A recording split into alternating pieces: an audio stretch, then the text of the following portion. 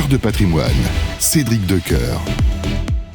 Bonjour à toutes et à tous, bienvenue dans Cœur de patrimoine, votre rendez-vous dédié à la gestion et à l'optimisation de votre patrimoine. Chaque mercredi, vous le savez, nos experts se retrouvent pour vous apporter des conseils, des analyses, du décryptage afin de vous aider à faire les meilleurs choix pour vos investissements. Alors au sommaire de ce 50e numéro de Cœur de patrimoine, on vous emmène dans un instant à Bordeaux pour dresser le bilan du salon Ville et Patrimoine qui s'est tenu hier. Ambiance sans fort palmarès des lauréats du prix associé. Tout ce qu'il ne fallait pas manquer, c'est dans quelques instants.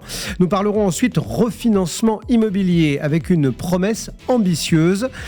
Comment être riche en pierre, oui, mais aussi riche en cash. C'est une solution concrète qu'on vous apporte à la clé. Et puis, deux indices, entre guillemets, emblématiques de la French Tech viennent d'être mis à jour. Le Next 40 et le French Tech 120. Que faut-il en retenir ? Que disent-ils de la dynamique actuelle ? On fait le point. C'est parti pour Cœur de patrimoine. Cœur de patrimoine, Cédric Decoeur. Et pour commencer donc ce Cœur de patrimoine, on rejoint tout de suite Bordeaux et Marie Séchet est en duplex avec nous. Bonjour Marie. Bonjour Cédric. Merci de nous accorder ces quelques petites minutes. Présidente, cofondatrice du salon Ville et Patrimoine, donc qui s'est tenu hier à Bordeaux, et on était ravis d'être avec vous et on va essayer de tirer un petit peu le bilan de cet événement, dernière édition donc de ce salon qui on a déjà compté quelques-unes. D'abord peut-être rappelez-nous un petit peu justement ce qu'est ce salon qui s'est tenu hier au Palais de la Bourse de Bordeaux. Le salon Ville et Patrimoine a été lancé pour la première fois en 2022. C'est le premier salon en France dédié à la thématique de la réhabilitation du bâti existant. Ce salon est vraiment le rendez-vous annuel de la profession, dédié à la fois aux opérateurs immobiliers qui proposent des solutions dans l'ancien, mais évidemment et aussi surtout au CGP pour permettre à toute la profession de gestionnaire de patrimoine de découvrir tout l'écosystème de l'immobilier dans l'ancien. Alors, c'est vrai que c'était très agréable d'échanger, etc., dans les allées de la nef de ce Palais de la Bourse de Bordeaux. Un petit mot peut-être de l'ambiance, telle que vous l'avez vécue, vous, en tant que présidente, que cofondatrice de ce salon. Qu'est-ce que vous ont dit les exposants ? Qu'est-ce qu'ont pensé, entre guillemets, les visiteurs ? Voilà, la tenue des échanges. Alors, les exposants qui nous font confiance maintenant depuis 4 ans, puisqu'on est vraiment sur la 4e édition du salon, ont été très satisfaits de cette 4e édition, puisqu'en fait, ça nous a permis de réunir près de 40 exposants spécialisés dans cette thématique. Et également, on a eu à peu près 800 visiteurs qui étaient présents sur cette édition. Donc ça a été un magnifique succès. Ce que je peux dire en termes d'ambiance, c'est que compte tenu de l'incertitude des marchés immobiliers depuis plusieurs mois maintenant, et c'est vrai que ça a un petit peu duré. C'est un excellent moyen de se retrouver et de pouvoir partager, échanger, pouvoir se retrouver entre confrères, etc. dans ce contexte. Et donc les exposants ont été très satisfaits parce que c'est vrai que depuis plus d'1 an, comme je disais, le contexte était un peu particulier. Les CGP, enfin les conseillers en gestion de patrimoine, ça leur a aussi permis de pouvoir retrouver leurs partenaires, mais aussi de découvrir de nouveaux acteurs qu'ils n'avaient pas l'habitude de connaître. Et ils étaient aussi très ravis de pouvoir retrouver leur chambre de CGP, puisque toutes les chambres étaient représentées hier au salon. Oui, d'ailleurs, il y avait pas mal au programme, pas mal de choses, hein, des tables rondes, entre guillemets, des débats d'experts. J'ai eu le plaisir et l'honneur d'en animer un, mais il y avait aussi justement des formations validantes qui étaient prises en charge par certaines chambres. Donc c'est vrai que c'est la preuve que cet écosystème vit aussi au cœur de ces mouvements-là. Hein. Quel était le programme, justement ? Alors, le programme était très riche cette année, puisqu'en fait, on a proposé 2 débats d'experts dans le courant de la journée sur 2 thématiques. La première thématique, c'était réhabiliter son cœur de ville grâce au dispositif Malraux. Et la deuxième thématique, c'était le Denormandie au secours des villes moyennes. Donc ça a été animé par un certain nombre de partenaires de qualité, donc ça a été très apprécié. Et nous avons également proposé 2 formations validantes auprès des adhérents de la compagnie des CGP et de l'ANACOFI sur les thématiques de la restauration du patrimoine et sur le Denormandie optimisé au déficit foncier. pour leur permettre également de valider des heures sur la thématique immobilière.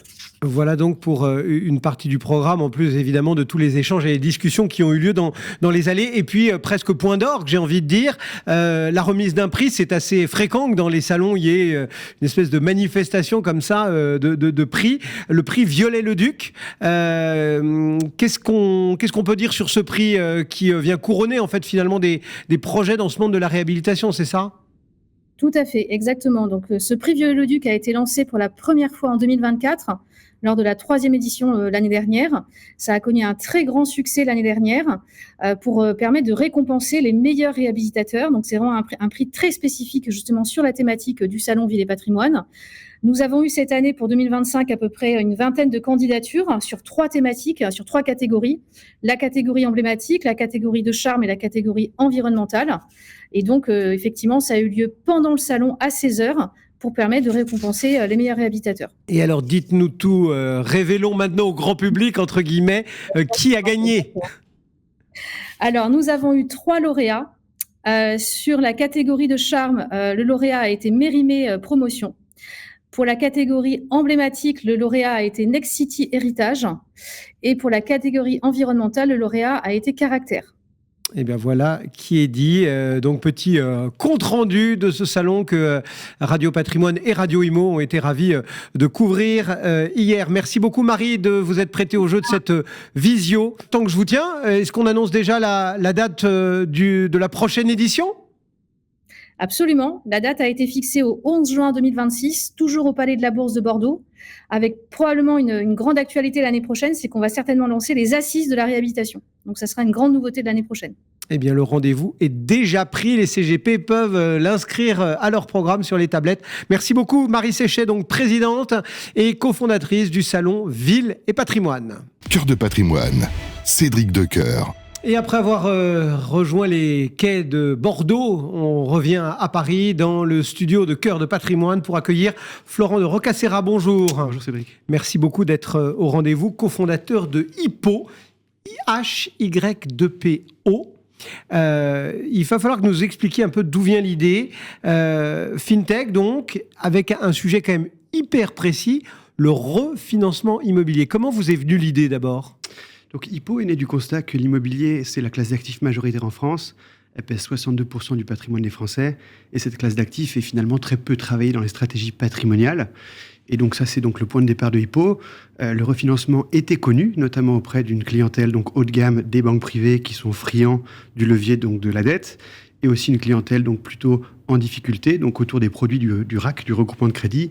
Et donc on s'est posé la question donc de pourquoi, et puis donc nous est venue l'idée de développer une plateforme qu'on aurait pu proposer donc à une clientèle plutôt haut de gamme patrimoniale, avec des solutions de refinancement sur étagère. Aujourd'hui, Hypo, c'est quoi ? C'est une plateforme de financement et de refinancement pour cette clientèle patrimoniale de particuliers et de professionnels qui sont mal servis par leurs banques et donc parce qu'ils ont soit des besoins donc atypiques ou des besoins trop complexes. Et donc on les accompagne donc sur ces refinancements et ces financements avec donc aujourd'hui un réseau de 65 prêteurs européens. Et le terme Hypo, ça vient de hypothèque Donc voilà, Hypo, c'est un peu un clin d'œil à une des garanties qu'on pratique, donc la garantie hypothécaire. Donc c'était la première garantie donc, qu'on a développée, qu'on a mis en place. Et donc ça nous permet effectivement de prêter dans des cas d'usage qui sont assez peu travaillés en France, où les banques traditionnelles ne vont pas.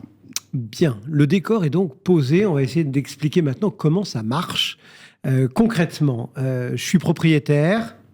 J'ai un bien que j'ai déjà payé ou que j'ai quasiment payé. Qu'est-ce que vous me proposez de faire ? Donc finalement, un prêt hypothécaire permet simplement donc, de pouvoir emprunter dans des cas d'usage où, comme je l'ai dit, les banques ne prêtent pas. Un prêt hypothécaire fonctionne, finalement, c'est une recharge de crédit.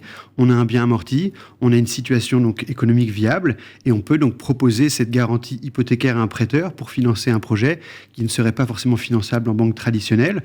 Il faut bien sûr que donc, la garantie, c'est une chose. Il faut bien sûr aussi avoir un projet sérieux et puis donc, la capacité de rembourser ce prêt, évidemment. Donc un prêt hypothécaire, ça reste une hypothèque, mais l'hypothèque, c'est simplement une garantie où on va jamais... Enfin, l'idée, c'est jamais de faire jouer cette garantie donc, comme un prêt traditionnel. finalement. Mais alors du coup, à qui vous vous adressez? Parce que vous nous avez un petit peu dessiné, esquissé plus exactement un début de portrait dans votre introduction, mais des retraités, des investisseurs, ou alors au contraire, par exemple, des personnes surendettées, à qui ça s'adresse en fait, Hippo? Donc finalement, ça s'adresse à plusieurs personas, donc plusieurs typologies de personnes. Donc aujourd'hui, en termes de particuliers, on a plutôt donc une clientèle mécaniquement un peu plus donc senior, qui a développé du patrimoine, mais pas que, aussi des chefs d'entreprise. Par exemple, un prêt hypothécaire est très adapté à une clientèle donc d'actifs, par exemple malades, qui ne peut pas donc emprunter avec une garantie, donc une assurance. Et donc là, la garantie hypothécaire joue. Ou alors un senior qui lui-même est un peu trop vieux pour qu'on lui offre donc une garantie, une assurance. Et donc là, encore une fois, on utilise la garantie hypothécaire. Donc ça, c'est un des cas d'usage principaux. Le second cas d'usage pour les particuliers, s'adresse à une clientèle haut de gamme de chefs d'entreprise qui souhaitent, par exemple, transmettre son patrimoine. Et donc là, on travaille avec eux sur des montages qui s'appellent par exemple des montages de vente à soi-même, sur la structuration et donc le financement de ce type de montage qui permet donc une optimisation de l'IFI, dégager de la trésorerie et puis donc optimiser sa transmission. J'ai envie de dire que, d'ailleurs, vous avez vous-même employé un petit peu le mot en tout début d'entretien de banque privée. Vous faites quasiment le boulot d'une banque privée. Donc on travaille avec certaines banques privées. Les banques privées, donc leur métier, c'est de placer de l'argent. Nous, effectivement, on essaie d'offrir des financements structurés qu'on peut trouver en banque privée, sans forcément donc les contreparties de placement qui vont avec. Donc, ce qu'on fait, c'est qu'on développe une plateforme qui fait en fait des financements type banque privée, des financements structurés sur mesure et à grande échelle. Donc effectivement, avec la technologie, on essaye d'offrir ces types de financements en les démocratisant auprès du plus grand nombre. Oui, parce que il y a de l'ingénierie patrimoniale, on va dire de base, sophistiquée, mais de base, et il y a, et ça on le découvre bien quand on découvre votre solution, c'est qu'il y a aussi pas mal d'IA. Un petit peu. Qu'est-ce que ça apporte, cette IA ?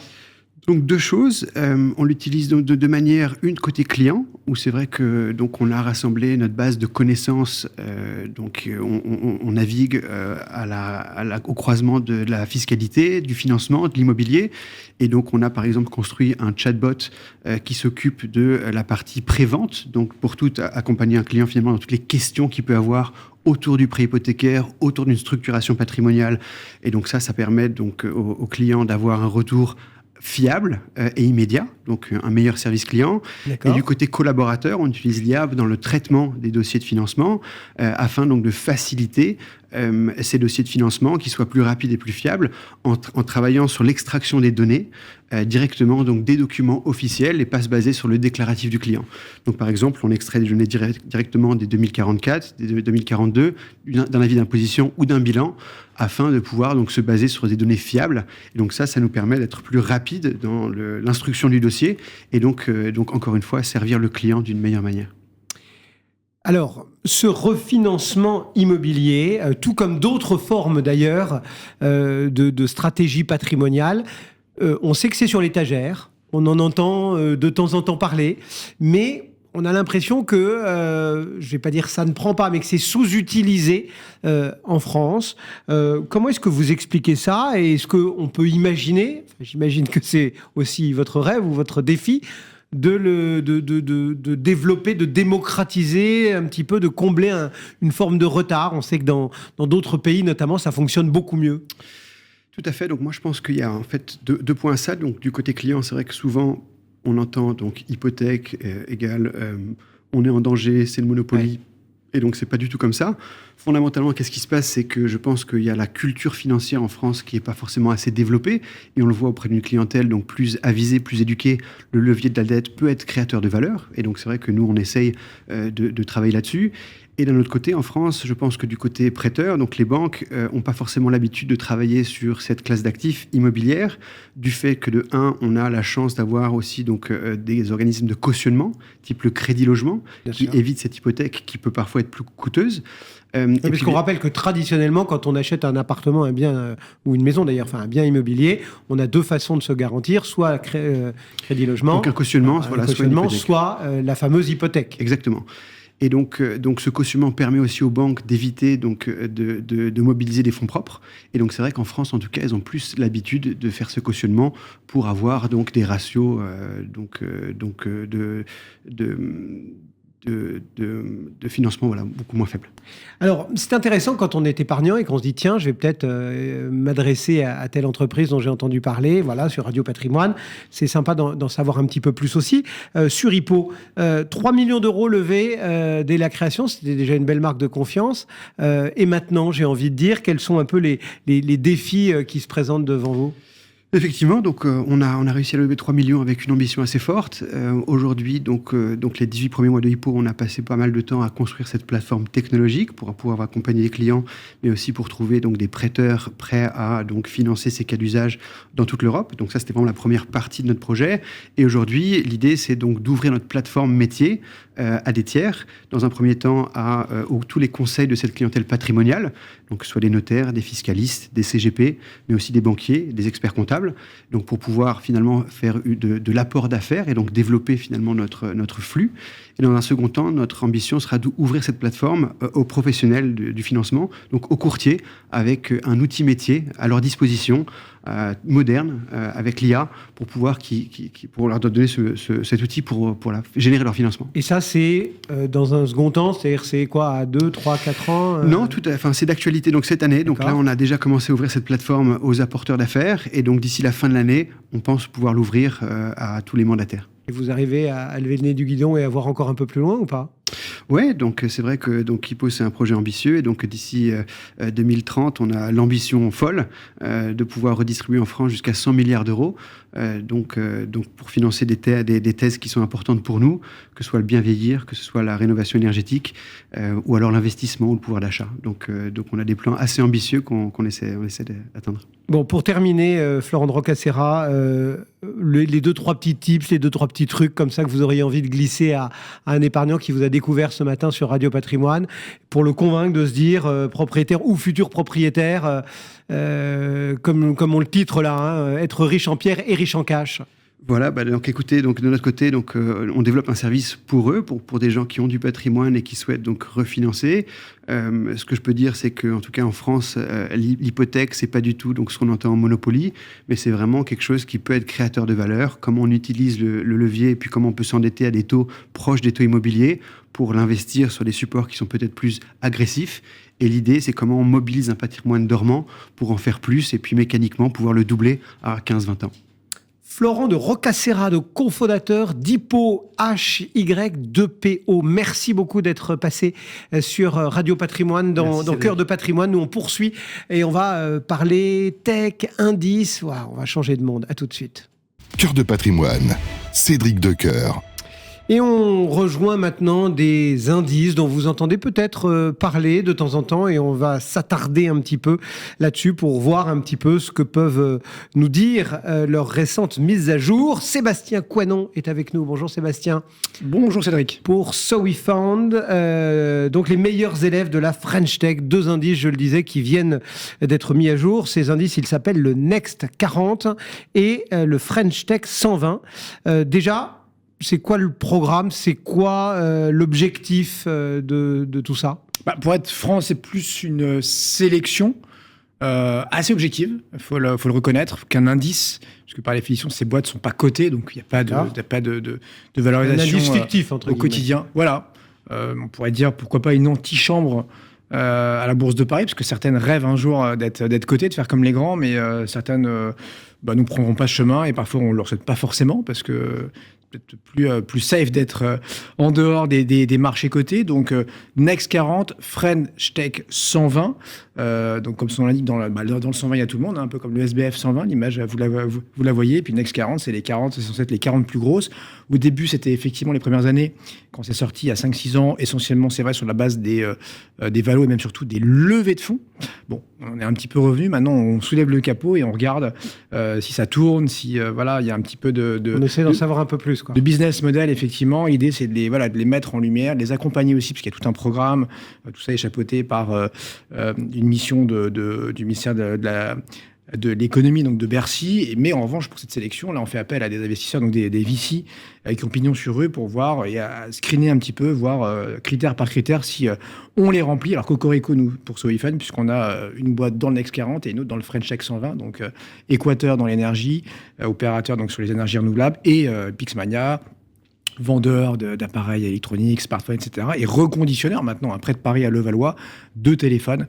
Donc là, c'est plutôt sympa. Mais c'est vrai qu'avec... et il y a 10 jours, ce Next 40, French Tech 120 et Vivatech en fin de semaine dernière, avec un niveau record, une affluence à plus de 180 000. Ça nous prépare là sur l'été, on va dire. Ça nous donne un peu de vent dans les voiles dans un secteur qu'on a bien besoin, il faut le dire.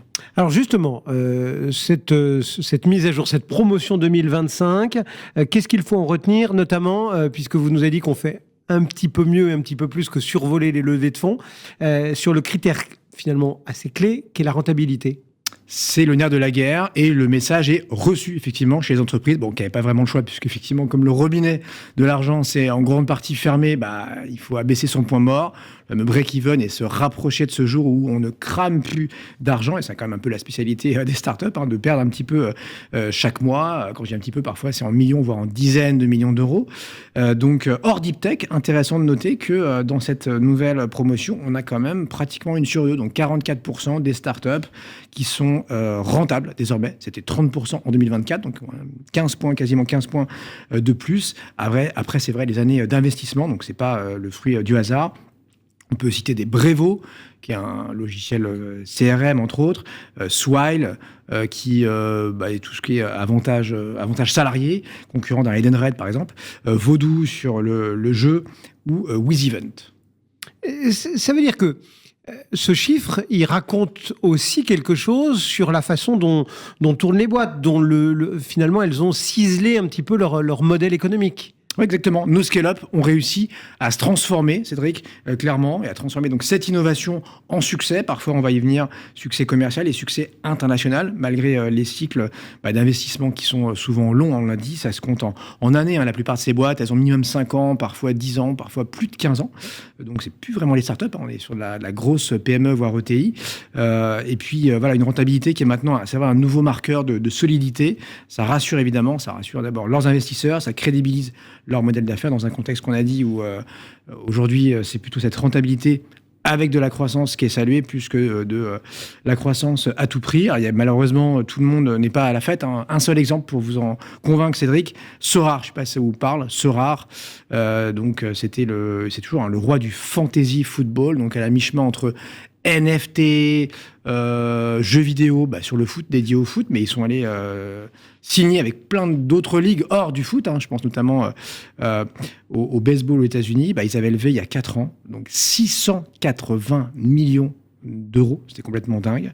Et selon vos confrères de l'Informé, le chiffre d'affaires ne cesse de fondre, les pertes s'accumulent, tous les concurrents ont mis la clé sous la porte, de sorte que maintenant la valo de Sorare dépasserait pas les 200 millions d'euros. Juste, jetez-vous à l'eau, Cédric, ça valait combien il y a 3-4 ans, Sorare, selon vous 200 millions aujourd'hui, à l'époque, au plus haut 4 milliards, plus de 4 milliards, donc divisé par 20 en 3 ans, ça va vite.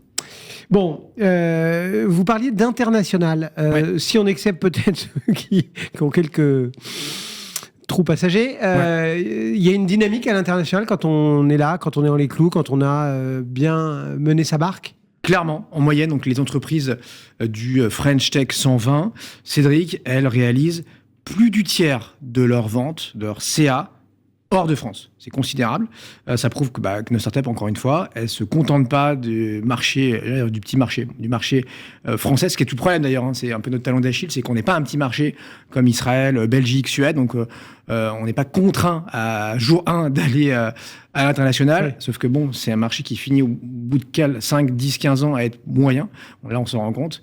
Et si on n'a pas pris le train à l'international, là, c'est souvent un peu trop tard. Donc, elles gardent leurs ambitions, Mais voilà, maintenant, elles sont matures, mais aussi compétitives hors de nos frontières. Ouais, vous avez rappelé tout à l'heure, en les décrivant un peu, qu'il y avait des startups, bien évidemment, mais que certaines étaient déjà un peu à mariner, que c'était des mid-cap ou des ETI, enfin voilà. Ça veut dire que toutes ces boîtes qui intègrent ce programme ou ces indices, appelons-les comme ça, elles sont regardées, elles sont intéressées, les grands groupes, les grands noms travaillent avec ces gens-là ? Clairement, vous avez vu là pendant Vivatech, on a vu un CMA-CGM faire appel à Mistral, le petit chouchou de l'IA. C'est quand même un partenariat de 100 millions sur 5 ans, 100 millions d'euros, donc avec CMA-CGM. On a des institutions aussi, je pense à l'Assemblée ou à Bercy, qui signent avec des Alan, et donc là, ça va être des dizaines, voire plus de 100 000 fonctionnaires qui vont avoir comme mutuelle santé la scale-up française. Elles bossent aussi entre elles, Conto, Back Market, on travaille ensemble. Donc intéressant de voir qu'effectivement, maintenant, c'est pas juste des startups qui font des logiciels qui sont achetés par d'autres startups. Là, c'est... Et il y a des secteurs plus dynamiques ou qui grignotent une grande part du gâteau dans ces fameux sélectionnés du Next ou du French Tech. Ouais, pour faire simple, donc toujours la tech au sens large, ça va être du logiciel, ça va être la fintech, ça va être la santé, donc la health tech. Et toujours, elle n'est pas morte et enterrée en France et en Europe, la green tech. Chez nous, on y croit encore. Ça reste une longue traîne, donc on investit encore là-dedans. Alors tout à l'heure, vous avez parlé de deep tech. Qu'est-ce qu'on peut en dire ? Quelle est sa place ? Rappelez peut-être, pour celles et ceux qui ne le savent pas forcément, de quoi on parle. C'est de la recherche et développement, donc c'est de l'innovation de rupture. Et donc ça prend 5, 10 ans. On a vu Wondercraft la semaine dernière annoncer une levée à 75 millions qui était menée par Renault. Donc c'est de l'exosquelette santé pour faire marcher des gens qui ont eu un AVC, sclérose en plaques, etc. Paraplégiques, tétraplégiques parfois. C'est 10 ans de R&D, sans vendre le moindre exosquelette. Et aujourd'hui, ça marche. Il y en a une centaine implantés sur 4 continents. C'est ça de la deep tech. Ça reste un segment, c'est vrai, à part. Je vous ai dit, donc des cycles de développement très très longs, souvent pas rentables, les premières années évidemment au moins. Et c'est représenté bien en France par des boîtes qui sont essentielles à notre innovation. Ça marche pas toujours, mais ça finit parfois par marcher. Et c'est vrai que ça dessine un petit peu nos futures innovations industrielles avec des vrais sites. On aura à la rentrée, là, dans quelques mois, Vercor dans les batteries à Dunkerque. On a déjà Exotech dans le Nord. Là encore, boum, c'est des robots. On a Fermat qui recycle des alliages, des alus comme de l'aluminium, etc. Ça se passe à Nantes. Donc là, c'est du concret. Et on est numéro 1 en France là-dessus, donc sur la deep tech, en termes de levée. Numéro 1 en Europe et numéro 4 au niveau mondial. C'est pas rien. Bon, c'est pas mal, on va dire cocorico. Pour conclure, quelles leçons vous tirez de cette promotion 2025, que ce soit bien sûr pour les entrepreneurs, mais aussi pour les investisseurs ? 2 leçons, la rentabilité, qui évidemment, ça on l'a dit, c'est devenu clé. 2, l'étranger, donc là, il faut s'adapter d'abord localement, des équipes multiculturelles, on parle en anglais, on a une capacité à lever des fonds en dehors de nos frontières, on investit dans la relation client, dans le marketing. Et puis le 3e, évidemment, l'effet Key School, je vous parlais de Mistral tout à l'heure, évidemment, Cédric, c'est l'IA, les 2 lettres... Oui, mais justement, en fait, oui, vous avez parlé de Mistral, mais en fait, ça fait une dizaine de minutes qu'on cause de tech. Ouais. Et on n'a quasiment pas prononcé le mot d'IA.